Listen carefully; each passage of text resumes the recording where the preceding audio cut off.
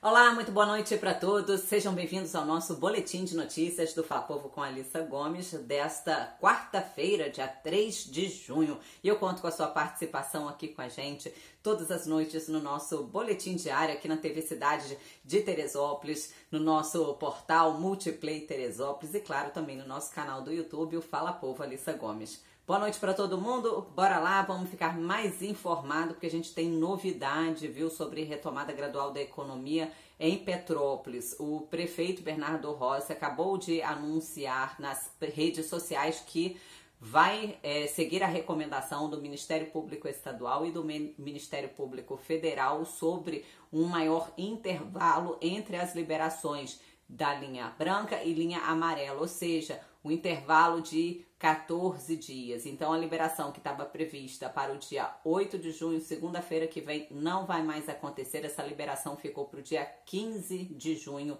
A recomendação do Ministério Público é por conta do aumento de pessoas utilizando o transporte público. De acordo com o Ministério Público, o transporte público já ficou mais cheio aí com o início dessa retomada gradual da economia. Já o Cetranspetro informou que não, que a movimentação continua sendo a mesma do mesmo período do mês passado. Então, a gente vê aí uma diferença, né? Mas o que acontece é que há sim as linhas, né, estão sendo compartilhadas, há um compartilhamento entre as linhas dos ônibus entre bairros. Então a gente vê uma redução aí do número de veículos em circulação no município.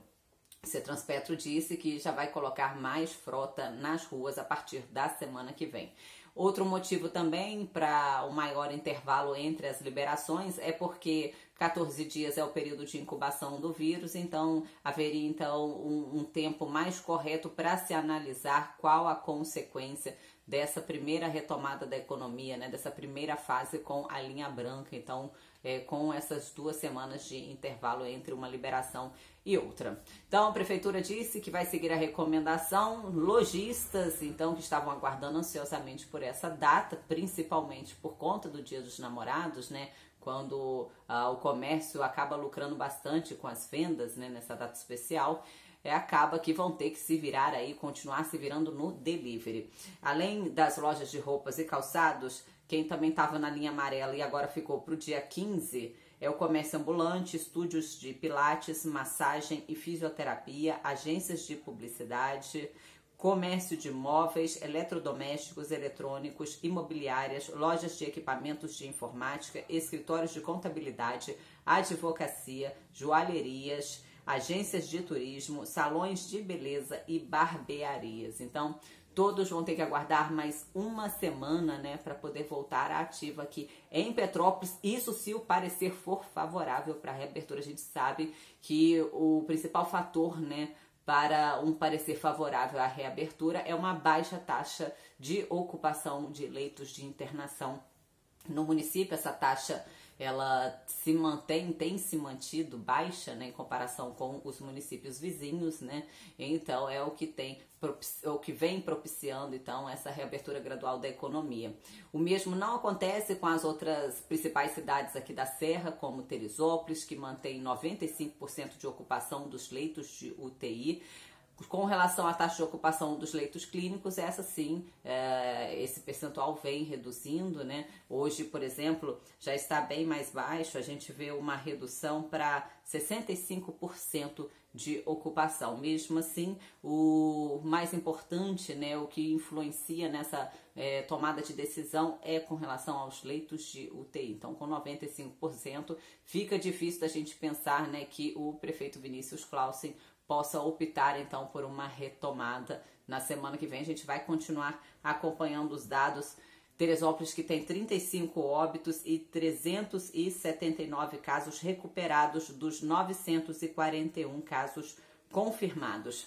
Ainda falando sobre as cidades aqui da Serra, comentei sobre Nova Friburgo, então a taxa de ocupação também por lá continua alta, suspensão pela justiça, né, da reabertura das indústrias, continua valendo também, as indústrias estão fechadas, muito preocupadas, né, com relação ao fim do prazo de suspensão dos contratos, que termina agora nos próximos dias. Então, as indústrias já vêm falando, né, que se não houver uma retomada logo, haverá muitas demissões, então, no setor. A gente também continua acompanhando tudo por lá. Município de Nova Friburgo, que está aguardando ansiosamente pelo hospital de campanha. Vamos falar um pouquinho do hospital de campanha, porque a gente tem novidade.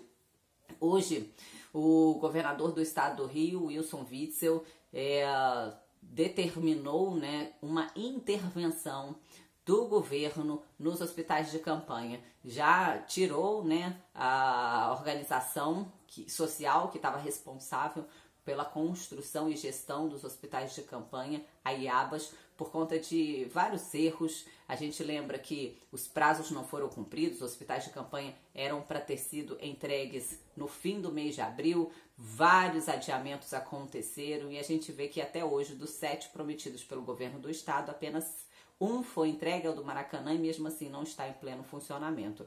Nova Friburgo está aguardando uma unidade com 100 leitos que realmente podem desafogar o sistema de saúde do próprio município e também de municípios vizinhos como Teresópolis. A previsão, a princípio, é para domingo, dia 7 de junho. A gente acompanha, né, tudo por aqui, se realmente eles vão conseguir manter essa última previsão, esse último prazo dado, né, pelo próprio governo do estado do Rio, agora com essa intervenção. Quem vai ficar responsável pela gestão e pela construção, né, do restante do que está faltando dos hospitais de campanha é o próprio estado, a Fundação de Estado de Saúde. Gente, a gota d'água, vocês não vão acreditar, viu? Mas foi isso mesmo, a empresa IABAS, a organização social que estava responsável por esse serviço, né, que foi contratada por mais de 800 milhões de reais, né, para construir e gerir os 7 hospitais de campanha prometidos pelo governo do estado, comprou 135 equipamentos que deveriam ser respiradores, mas que eram carrinhos de anestesia. Pois é, demorou um tempão para esses equipamentos chegarem da China, né, fora vários prazos não foram cumpridos muito, né, por essa espera pelos respiradores, e quando esses equipamentos chegaram, o governo do estado viu que na verdade eram carrinhos de anestesia que não funcionam para o tratamento de casos graves da Covid-19, que a gente sabe que muitos pacientes têm dificuldade para respirar e por isso precisam dessa ventilação mecânica, né, para ganhar mais tempo para o corpo reagir contra o coronavírus. Então, para muita gente, essa respiração mecânica, né, ela é essencial para a recuperação da vida, né, para continuar vivendo. Então, realmente é um erro muito, muito grave. Então, dessa vez, o governo do estado do Rio não deixou passar e decretou essa intervenção. E aí, o que vocês acham disso? Conte pra mim. A gente vai continuar acompanhando tudo sobre a nossa região serrana, claro, tudo que acontece no nosso estado do Rio e no nosso país. Desejo a todos uma ótima noite e até amanhã. Tchau, tchau!